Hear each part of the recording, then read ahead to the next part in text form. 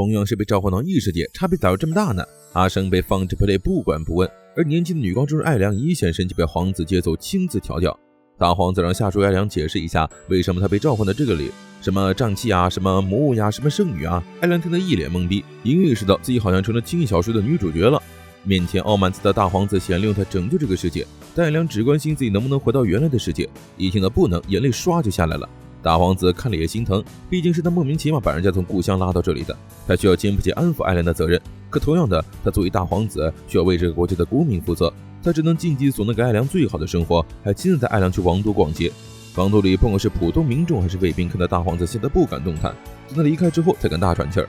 最后大皇子把艾良带到了城墙上，俯视整座王都，问他觉得这座城市怎么样。艾良回答是个很漂亮热闹的地方。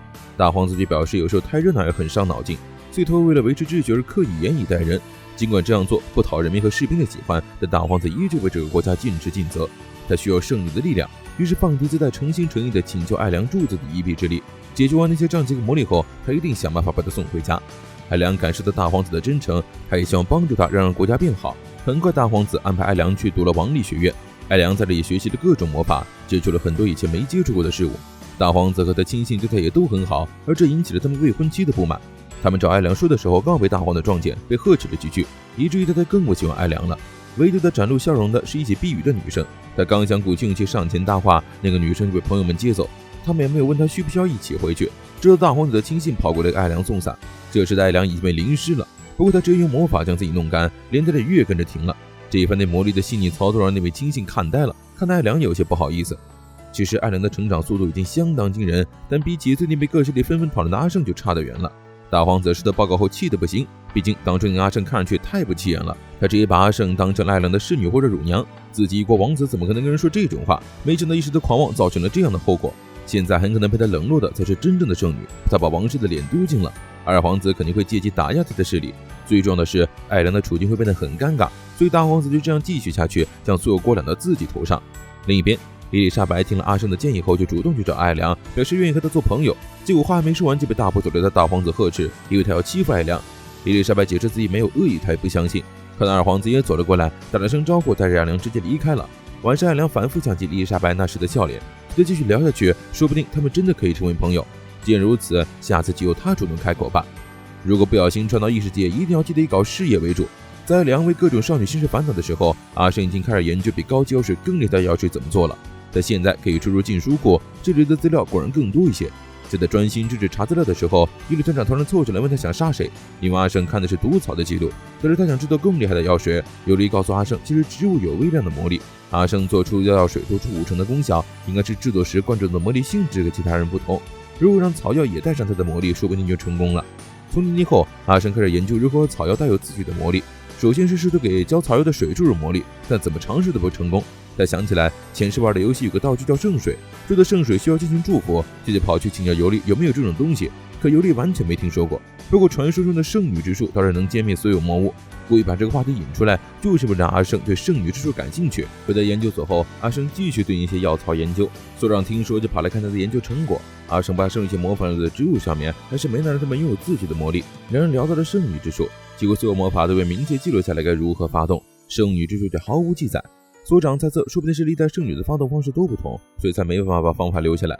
也就是说，一切还要阿胜自己琢磨。等所长离开后，阿胜又去了庭院，看到满天的星星，现在难得想起了从前的世界。毕竟在这个世界一直过得很快乐。阿胜脑海中一一闪现来这里交流的朋友们，他想成为这些人的助理。想到这里，胸前忽然亮起金色的光芒，紧接着涌出的发光粒子落到了植物上。阿胜本能的将粒子全都清扫了出去。这时注意到动静的所长匆匆赶了回来，看阿胜这副模样就知道他做了不得了的事情。被清扫了魔力的药草，就能让别人来做药水，应多出50%的功效。只是那之后，阿胜怎么也使不出来了。所长告诉王宫那边，要求他以回复人的身份参加讨伐。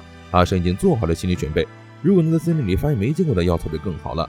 出发那天，霍克特地过来接他，万没想到连尤利也在马车里。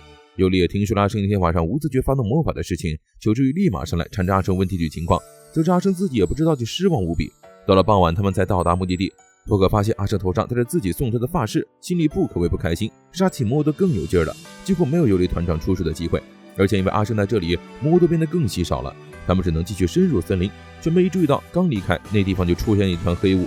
越往里瘴气越浓，而浓重的瘴气也生成了更多魔物。霍克尤里对视一眼，突然听到身后传来惊叫，回头一看，竟然是一只沙罗曼达。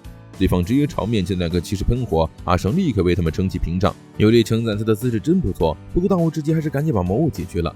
瘴气里的魔物群听到动静也包抄了过来，他们被两面夹击。尤里当即使着火焰魔法贯穿2只魔物，转身运用吐息魔法刺死了几只。霍克则被沙罗曼达缠上，举起长剑跃而起劈砍了下去。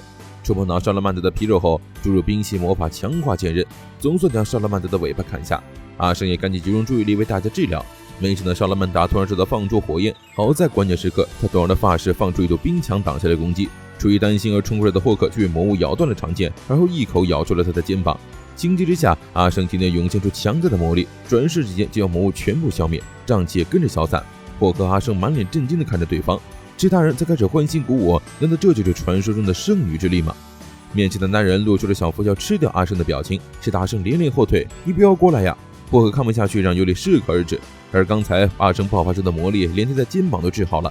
他安慰阿胜不用太过担心，他就是他，是任何事都无法改变的。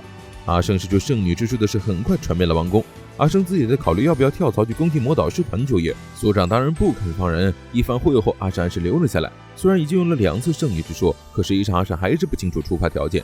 尤里也不能强人所难，准备送阿胜回去，结果半路上居然遇上了一场大战，是大皇子和他未婚妻伊丽莎白在当众争吵，艾良则被大皇子和他的亲信护在身后。伊丽莎白只是觉得大皇子基于这样过度保护对艾良不好，大皇子却说是伊丽莎白在带头孤立艾良，都给伊丽莎白气无语了，更何况还是阿胜的朋友。看到大皇子的区别对待，自然要帮阿胜说话。没想到大皇子口出狂言说阿胜是假冒的圣女，讨伐什么的也是台面上假装参加。就在这时，艾良注意到了阿胜，众人的目光立刻转至他身上，而尤里见势，木苗竟然跑路了。阿胜只能硬着头皮跟大皇子和伊丽莎白打招呼，这大皇子居然还对他动手，好在霍克及时赶到制止。尤里则是去把国王给请了过来。大皇子当初对圣女不敬，就算是皇子也难免受责罚，他却跟父亲叫板，依旧坚称阿胜不是圣女，艾良才是。但无论是霍克团长还是尤里团长，可以为阿胜作证，他能完成圣女的职责，艾良到现在却一件功劳也没有。国安弗拉阿胜表示就在跟他报告结果，最后将大皇子和伊丽莎白一起带走。在国王面前，大皇子承认了自己的过错，是他的自大把艾良架在了火堆上。既然这么一闹，大家都知道艾良不是圣女了。大皇子希望国王能给予艾良自由，没错，这就是大皇子一直装疯卖傻的目的。国王也心知肚明，答应大皇子的同时，在那儿给他惩罚，除了禁足以外，还要把艾良给2皇子照顾。伊丽莎白也看明白了大皇子良苦用心，他的行为越是偏颇，对艾良的非难就越少。大皇子高傲死不承认，只拜托伊丽莎白好好照顾艾良。几天后，伊丽莎白邀请阿胜、艾良一起开茶会，这是2个老乡第一次正式交流。现在艾良已经不被认定是圣女，他不知道自己该何去何从。阿胜就问他有没有什么想做的事情。已经爱上魔法的艾良还想继续学下去。阿胜建议他可以加入宫廷魔导师团，毕竟艾良在魔法上的天赋还是可圈可点的，说不定以后还能跟阿胜一起上课。这段时间，在阿胜的协助下，王都周围的魔物几乎已被清理完了。接下来就是处理各个贵族领地的申请了，其中最紧急的是克劳斯纳的领地，那是药草的一大产地，当地受到魔物的危害，药草产量严重下滑。这问题影响到了阿胜所在的研究所，最近送来的药草都不够了，所以霍克这的命令要带领第3骑士团前往克劳斯纳。今天研究所串门的时候告诉了阿胜，说2周后出发。阿胜当即表示自己会尽快准备好。所长也懵逼地问他：“你准备啥呀？你也跟着过去啊？你这也太主动了吧？”把阿胜说的都不好意思了。但是听说了克劳斯纳是药草产地后，他是真的想去。他都这么主动了，霍克怎么可能舍得拒绝？保证一定会好好保护好他的。想想自己来到这个异世界就一直受他们关照，阿胜忍不住向2人真诚道谢。能够遇见这些人真的是太好了。